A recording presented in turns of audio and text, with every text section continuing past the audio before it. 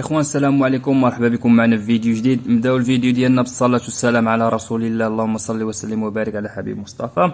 اليوم في هذا الفيديو الاخوان غادي تشوفوا معايا المشكل اللي طحت فيه مع هذا الكوبل هذا، وكيفاش حليته والطريقه اللي استعملتها معاه.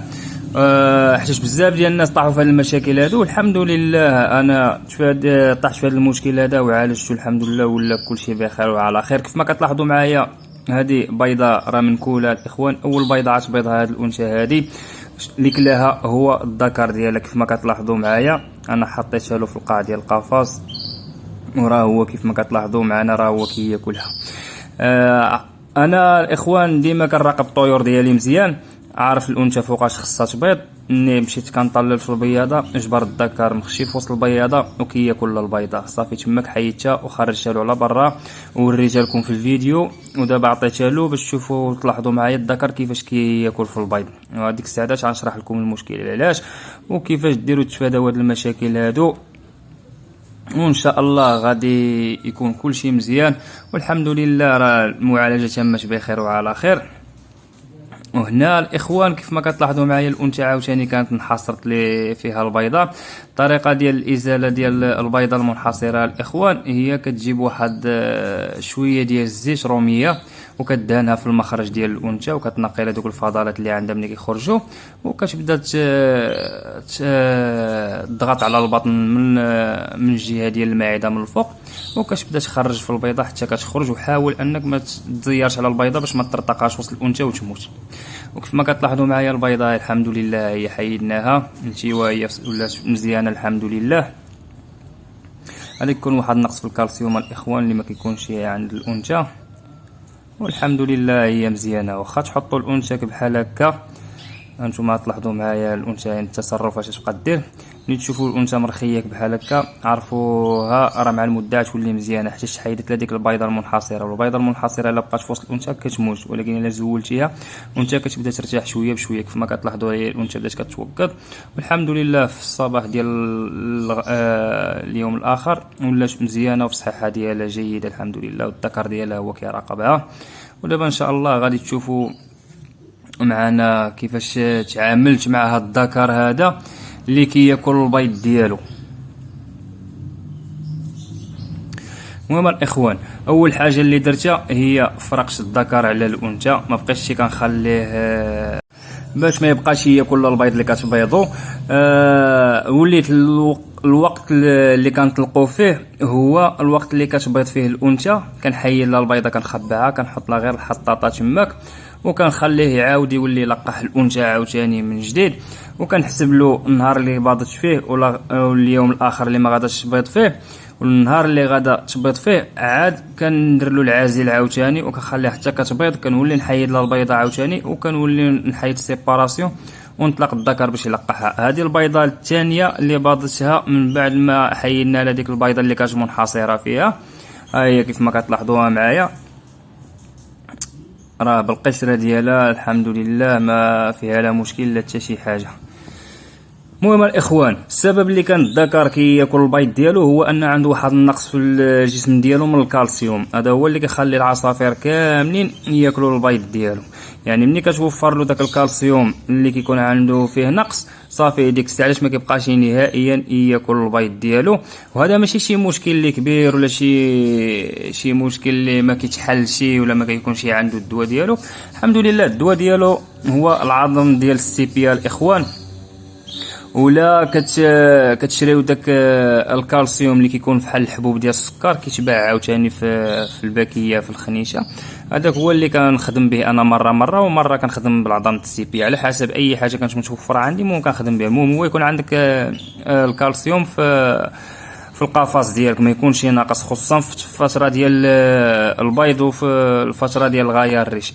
وكيف ما كتلاحظوا معايا هنا الانثى راها باضت الاخوان كيف ما قلت لكم، وحيدت السيباراسيون على الذكر وهي النتيوه دخلت عند الذكر ديالها.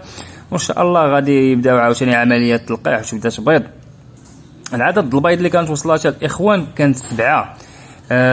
البيضه الاولى كانت كلاها والبيضه الثانيه كانت انحصرت وبقاو لها 5 البيضات بيضاتهم تماك الحمد لله بخير وعلى خير. وكيف ما كتلاحظوا معايا الذكر هو مع الانثى ديالو. هذا هو السبب الاخوان اللي كيخلي الذكر ياكل البيض ديالو، هو المشكل ديال النقص في الكالسيوم. يعني احسن حاجه هو الكالسيوم يكون عندك في القفص. ما كنصحش انا بداك الكالسيوم اللي كيدار في الشرابه، كيكون على شكل سائل، هذاك ما كنصحش به نهائيا. احسن حاجه هو الكالسيوم عظم السيبيا، او داك الكالسيوم كيكون حبوب كبحال السكر. هذاك كياخذ الطائر الحمد لله كياخذ منه ديك الكميه اللي خصو.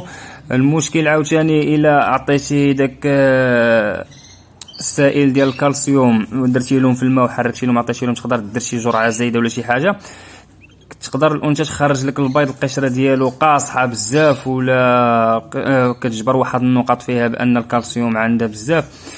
هذا المشكل مع المده تقدر مني بغى يفقس لك البيض الزغلول ديالك ما يبغيش يخرج من البيض، كيجبر واحد الصعوبه وكيوحل.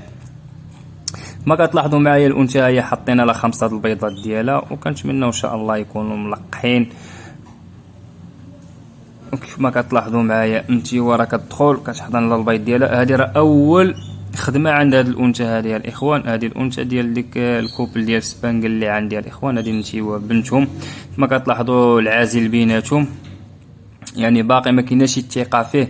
يقدر في اي لحظه عاوتاني يطرى له المشكل يدخل ياكل البيض. ولكن كنجربوا مره الاخوان وكنبقى حاضر. ودابا الحمد لله راه هذا المشكل هذا عالجناه وحيدناه، وراه ما كيبقاش ياكل البيض ديالو نهائيا. هذه هي الحطاطه الاخوان اللي كنت حاط له انا. هذه هي باش تاكدت انا باللي راه ما بقاش هو كياكل البيض. يعني كون كان باقي عنده داك النقص ديال الكالسيوم كان غادي ياكل حتى هذه الحطاطه هذه. ولكن الحمد لله مني ما قاصاش، يعني هذاك المشكل ديال النقص ديال الكالسيوم في الجسد ديالو راه عوضوا الحمد لله، وراه ولا بخير وعلى خير. يعني النصيحه اللي غنقول لكم هو انكم ديما ما تحيدوش العظام ديال السيبيا والكالسيوم من القفص ديالكم. وكيف ما كتلاحظوا معايا هادو 5 ديال البيضات اللي كانوا عندنا الاخوان خرجوا كاع ما ملقحين.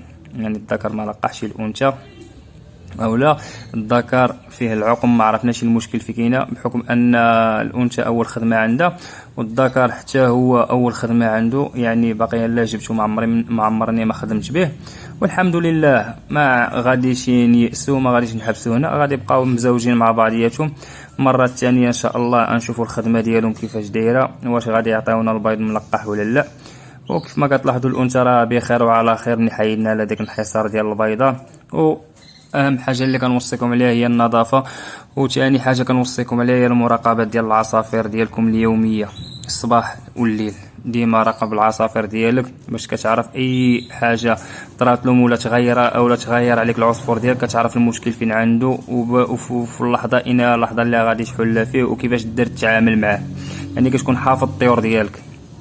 الا كنتي كتهمل وما كتنقيش راه كون اكيد باللي عندك المرض في السجنه ديالك ولا في اقفاص ديالك.